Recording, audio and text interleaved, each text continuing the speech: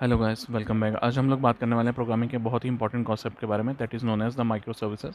सो micro services आपका एक architectural pattern है जो क्या करता है कि आपकी जो भी एप्लीकेशन जिसको आप बना रहे हैं उसको ब्रेक कर देता है स्मॉलर सर्विसेज में, जो कि इंडिपेंडेंट होती हैं। तो इनके इंडिपेंडेंट होने से हम लोगों को क्या बेनिफिट होता है कि अगर आपकी एप्लीकेशन के अंदर कोई भी प्रॉब्लम आती है तो अगर आपकी सर्विसेज इंडिपेंडेंट हैं तो बाकी की सर्विसेज पे उसका इम्पैक्ट नहीं आता, अगर आपकी एक सर्विस नहीं भी चल रही है तो।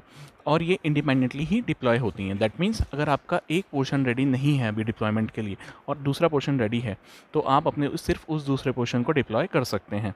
तीसरी बात कि अगर आपके एप्लीकेशन के अंदर इशू आता है तो जिस पोर्शन में आपका इशू आ रहा है वो आप सेपरेट रहता है, बाकी सारे जो सर्विसेज है उस पर इम्पैक्ट नहीं डालता है।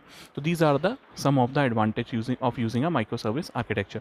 माइक्रो सर्विस आर्किटेक्चर के डिफरेंट डिफरेंट टाइप्स हैं जिसके बारे में हम लोग एक आइडिया आप लोगों को दे देते हैं। जैसे माइक्रो सर्विसेज के अंदर जो पहला आर्किटेक्चर पैटर्न आपका आता है वो आपका आता है डोमेन ड्रिवन, जिसमें आप जितने भी डोमेन्स हैं उनको आइडेंटिफाई करके बेस्ड ऑन दोज डोमेन्स आप अपनी सर्विसेज बनाते हैं। सब डोमेन ड्रिवन, जिसमें आप क्या करते हैं कि फर्दर डोमेन्स के अंदर भी आप सब डोमेन्स को आइडेंटिफाई करते हैं और उनके बेस आप अपनी सर्विसेज को मैनेज करते हैं।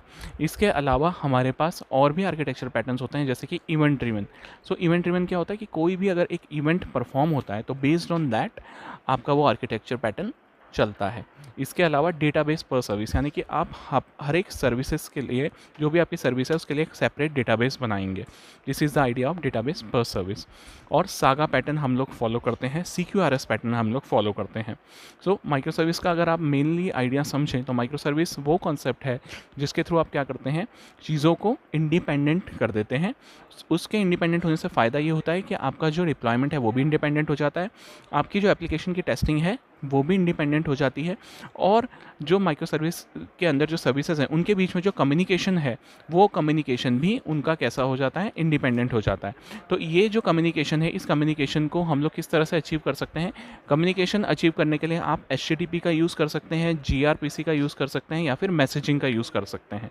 सो माइक्रो सर्विस जब भी आप अपने आर्किटेक्चर में इम्प्लीमेंट करते हैं तो ये आपकी एप्लीकेशन को बहुत ही ईजिली मैनेज कर देती है। माइक्रो सर्विस के बारे में और जानने के लिए चैनल को लाइक एंड सब्सक्राइब कीजिए, कमेंट्स कीजिए, फॉलो कीजिए। Thank you.